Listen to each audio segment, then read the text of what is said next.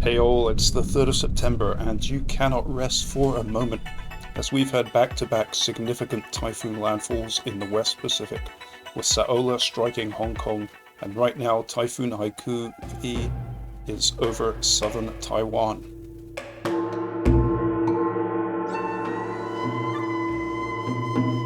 Typhoon Haikui approached Taiwan from the east at Category 3 intensity, which is major hurricane intensity, and it made landfall along the east coast of Taiwan in the vicinity of Chenggong a few hours ago with a 15 nautical mile wide eye. That's 28 kilometers or 17 miles.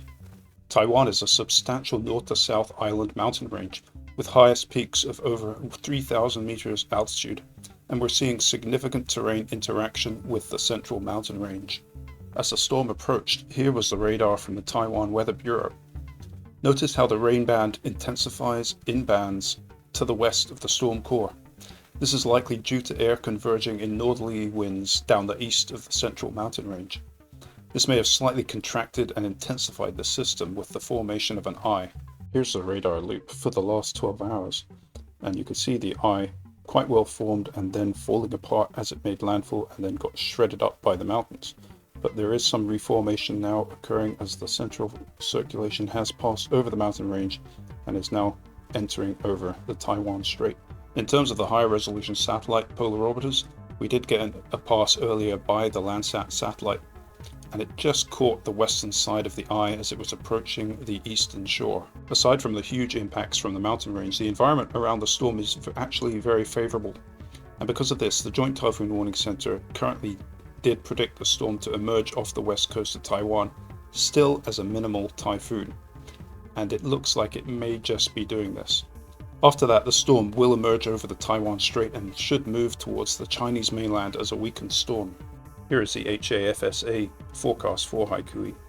The storm initializing over Taiwan, producing huge amounts of rain in the mountains and across most of the island. As the storm emerges, the pressure is at 977 in the model, and it doesn't really strengthen further than that. The model stalls it at the coast, but I'm not convinced this is actually accurate, as this model has been behaving quite strangely in recent simulations. Before Haikui, we had Saola, and that gave Hong Kong one of its strongest landfalls for decades, with many trees coming down and much disruption to travel, with the airport closing as the northern part of the inner core circulation passed over the city. But Saola had already been around for some time.